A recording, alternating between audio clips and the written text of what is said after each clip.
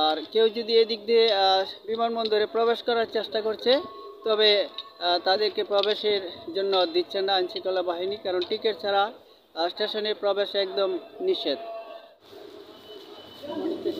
আসসালামু আলাইকুম। আমি যেখানে দাঁড়িয়ে রয়েছি রাজধানী বিমানবন্দর এয়ারপোর্ট রেলওয়ে স্টেশন।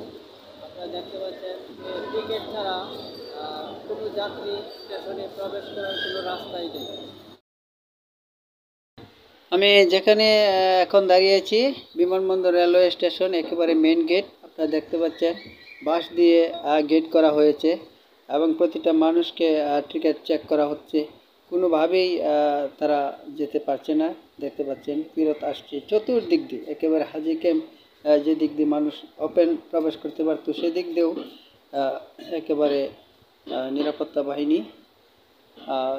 আইনশৃঙ্খলা বাহিনী খুবই কড়া চেক দিচ্ছে। এদের পর্যাপ্ত পরিমাণ ভিড়েই অনেক সময় দুর্ঘটনা বেশি ঘটে থাকে।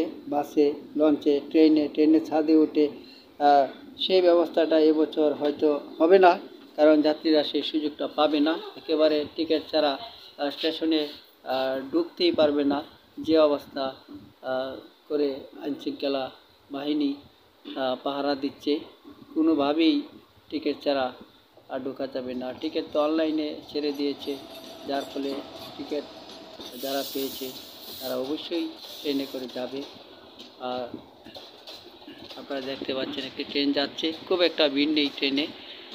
এই অবস্থায় এই 28 রোজা, আজকে অবশ্যই পর্যাপ্ত ভিড় থাকার কথা, তবু সেই ভিড় নাই। যাক আলহামদুলিল্লাহ, নিরাপদ হোক সবারই যাত্রা। আমি আছি এখন বিমানবন্দর রেলওয়ে স্টেশন।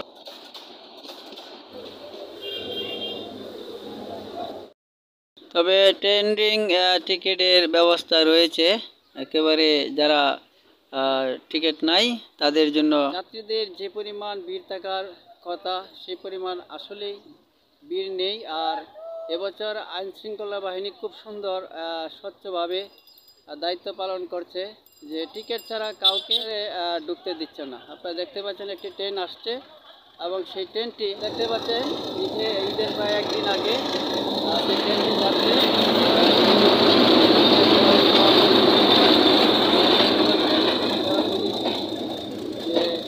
আমি যেখানে দাঁড়িয়ে রয়েছি এটি বিমানবন্দর স্টেশন।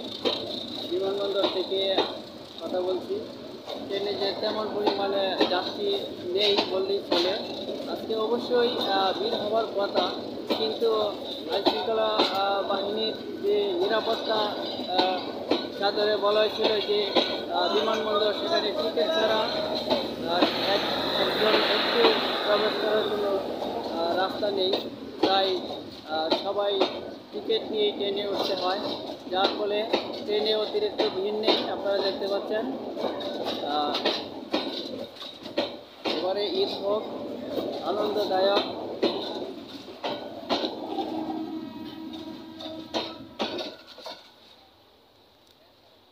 এই ট্রেনটি রাজধানীর কমলাপুর থেকে ছেড়ে এসেছে